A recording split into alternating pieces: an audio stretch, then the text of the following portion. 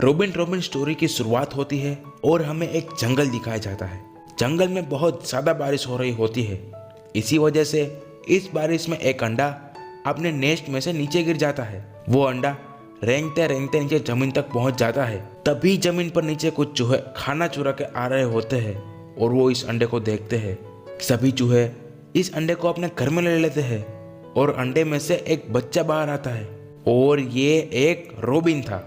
काफी दिन बीत जाते हैं और रॉबिन बड़ा हो जाता है।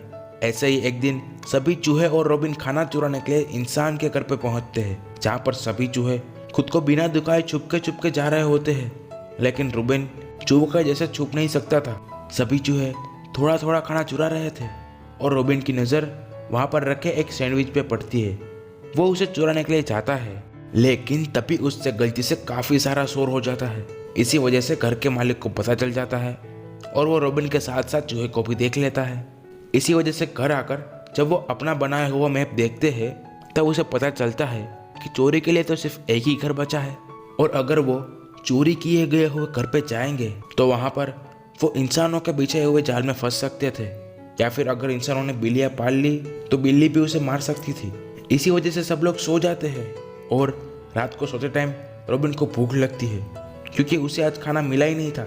इसी वजह से वो बचे हुए घर पर जाता है, पर वो एक बिल्ली के घर पर पहुंच जाता है। उसके पीछे एक बिल्ली लग जाती है और तब भागते भागते वो एक कौवे से मिलती है जिसे कि नई नई चीज़ें इकट्ठा करने का शौक था और वो बिल्ली उन दोनों के पीछे लग जाती है। जैसे तैसा कर वो दोनों कौवे के घर पर पहुंचते हैं, जहाँ पर कौवा रॉबिन को एक इंसानों का घर दिखाता है और साथ में कहता है कि जो तुम उस ट्री के ऊपर स्टार को देख रहे हो उससे सारी इच्छाएं पूरी हो जाती है।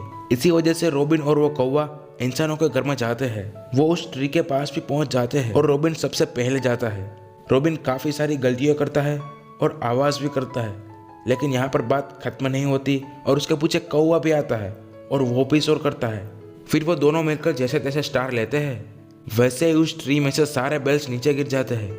इसी वजह से इंसान जाग जाते हैं और नीचे आते हैं। तब कौवा तो खिड़की से बाहर आ जाता है, लेकिन रॉबिन चेयर से टकराकर सीधा हवा में उड़ते हुए वापस बिल्ली के घर में जाकर गिरता है। वो बिल्ली उसे देख लेती है और वो रॉबिन को बताती है कि वो एक अच्छा चूहा बिल्कुल भी नहीं है। वो रॉबिन को पकड़ने के लिए काफ़ी मेहनत करती है, लेकिन वो रॉबिन को नहीं पकड़ पाती और रॉबिन स्टार के साथ वापस कौवे के घर पर चली जाती है। कौवा और रॉबिन बाहर उसे एक डाली पर रखते हैं क्योंकि उसे लगता है कि अगर हम विश मांगेंगे तो ये स्टार हमारी विश पूरी कर देगा, और वो दोनों ही विश मांगते हैं, जिसमें कौवा काफ़ी सारे खाने की चीज़ें मांगता है और रॉबिन चूहा बनने की विश मांगती है। दूसरा दिन शुरू हो जाता है, लेकिन उन दोनों की विश पूरी नहीं होती। तभी वहाँ पर रॉबिन को ढूंढते ढूंढते चूहे भी आ जाते हैं। वहाँ पर आते ही बिल्ली उन सभी पे अटैक कर देती है और वो सभी कौवे के घर में अंदर चले जाते हैं। लेकिन बिल्ली भी वो घर के अंदर आ जाती है और वह चूहों को पकड़ने ही वाली थी कि तभी रॉबिन उसका ध्यान अपनी ओर करती है और सभी चूहे छुप जाते हैं। इसी वजह से बिल्ली रॉबिन के पीछे जाती है और आगे जाके वो दोनों एक पेड़ की डाली से नीचे गिर जाते हैं। रॉबिन तो एक बर्ड था, इसी वजह से वो उड़ने लगता है, लेकिन बिल्ली नीचे पानी में गिर जाती है और पानी में ही बह जाती है। फिर वो सभी इकट्ठा होते हैं। तब रॉबिन कहता है कि वो चोरी करने में माहिर नहीं है, लेकिन वो दूसरों को ध्यान अपनी ओर करने में ज़रूर माहिर है। इसके बाद रॉबिन एक घर के दरवाजे में जोर से टकराता है और इसी वजह से इंसान देखने आता है कि कोई तो घर पे आया है, लेकिन बाहर कोई नहीं होता और वह इंसान दरवाज़ा बंद कर देता है। लेकिन तभी वो कौवा उस दरवाजे के बीच में चम्मच रख देता है और इसी वजह से दरवाज़ा बंद नहीं होता और सारे चूहे अंदर आ जाते हैं। दूसरी ओर वो दोनों इंसान खिड़की से बाहर रॉबिन को देखते हैं, जो कि काफ़ी मज़ेदार तरीके से उड़ रहा था, और इसी सब में चूहे खाना चुरा लेते हैं और बाहर आ जाते हैं।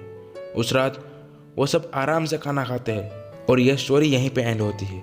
इस स्टोरी में हमें कहा गया है कि हर कोई अपने काम में माहिर ज़रूर होता है, इसी वजह से हमें किसी को भी कम नहीं समझना चाहिए।